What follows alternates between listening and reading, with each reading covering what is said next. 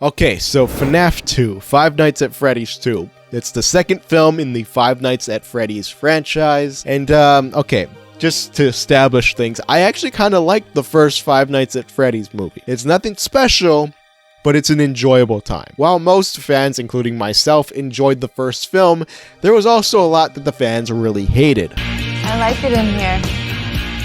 Me too. What's going on? So the filmmakers wanted to make this one more horror focused and make it more, I don't know, guess more in line with the games. Did it work? Did they succeed? Did they make a better movie? I don't know why I'm talking like this. Five Nights at Freddy's 2 picks up following the events of Five Nights at Freddy's 1, where the events of that film have now turned into a local legend amongst the town. This inspires a new event called FazFest to celebrate the haunted pizzeria. This makes it impossible for Abby, played by Piper Rubio in the first film and as well in this one, to move on from those events. So she tries to find her old lost animatronic friends, but ends up unearthing some forgotten secrets of the Five Nights at Freddy's lore. I don't know why I said that. I should have just said the Fazbear's Entertainment, Fazbear Pizza place. Why am I blanking on the name now? She finds out some dark secrets from them. That's what I'll say. That's what I'm just gonna leave the fucking synopsis there. Okay, so overall, as a Five Nights at Freddy's fan, who has admittedly not kept up with the lore since Sister Location, I thought this film was really, really not great. I don't think it's terrible, but it's not good. It is not a good movie.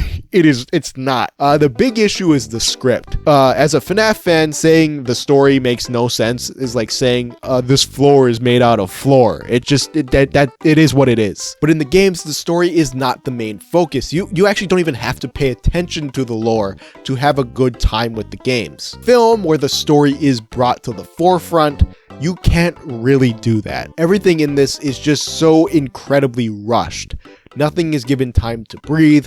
We just keep pushing onwards to the next scene. Subplots are introduced and then immediately dropped or are completely forgotten about, which adds to the nonsensical nature of the story. I'm not saying we need things explained to us, but if you're going to drop a reveal or a plot twist or something along those lines, let us explore how our characters feel about them. It allows us to connect with them and see them as people, and it lets us be invested in the story. Vanessa, played by Elizabeth Lail, is kind of given some depth here, as the film revolves around her childhood trauma specifically, but again, anything involved with her character is just rushed. We don't see her grow either. At the beginning of the film, she's trying to deal with her trauma, and by the end of the film, she's still trying to deal with her trauma with seemingly no progress being made. There's not really an arc there, and likewise, there's not really a character arc anywhere. There's no character arcs here. There are concepts of a character arc, but there's no character arcs. Lail still tries her best with the material and easily delivers the film's best performance. She's at least trying and makes some really corny lines sound somewhat convincing. We are also introduced to a bunch of characters important to the Five Nights at Freddy's lore,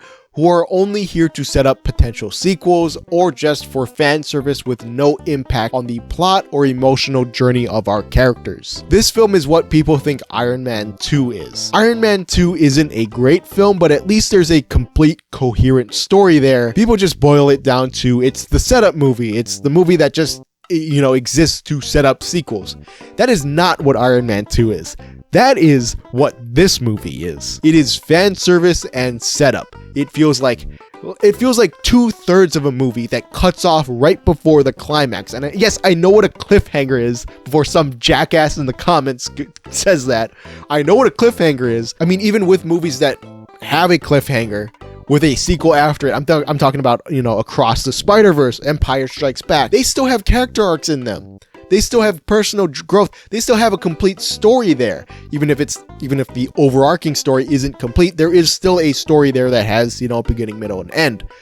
That is not the case here. That is not even close to the case here. Maybe this will work better if we were to watch it back to back with part 3, where we can see everything unfold all at once. But that script, dialogue-wise, would still be really, really rough. The horror aspect that, the film wanted to lean more into was also what you expect from, a FNAF inspired thing. It's all jump scares. The film's scares, just like the games, are all surface level. The animatronic jumps, sometimes they scream and then you jump, you go, ah, and that's it. That's all that's the horror. That's the horror of it. That's the blah, blah, blah. There's not much else to it. Nothing to really get under your skin and make you like really creeped out. It's just boo. That's all it is. All the jump scares you can see coming from a mile away, so every scene just ends up playing out like this.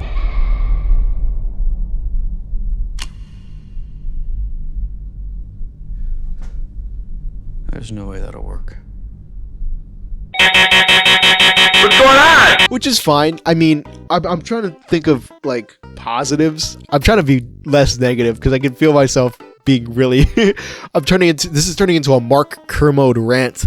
But I'm trying to think, this as an introductory horror film, I do think that this would be, fine for like a sleepover, like with a bunch of teenagers maybe.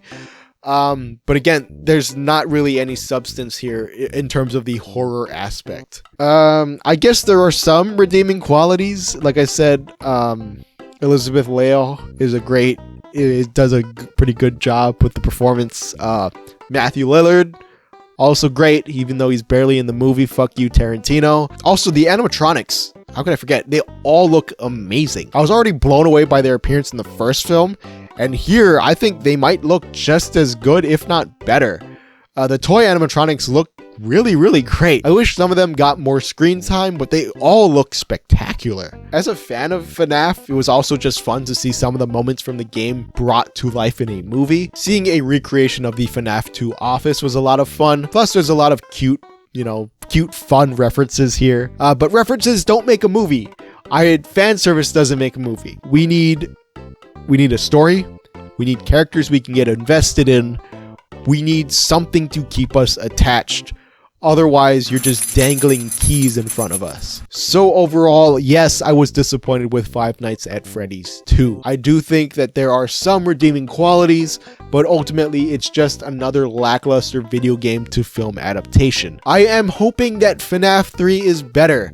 I'm hoping at the very least it functions like a real movie. That's the bare minimum, Scott Cawthon. Please hire a co-writer or something else. don't write it. You can have a story credit, but I don't know. Prove me wrong, Scott. I would love to be proven wrong. But yeah, have you guys seen Five Nights at Freddy's 2? Did you guys enjoy it? Did you guys not enjoy it? Let me know down in the comments below. I would love to know your guys' thoughts on it. And yeah, that's gonna do it. So thank you guys so much for watching, and I'll see you in the next one. I accidentally hit my mic. Long live cinema.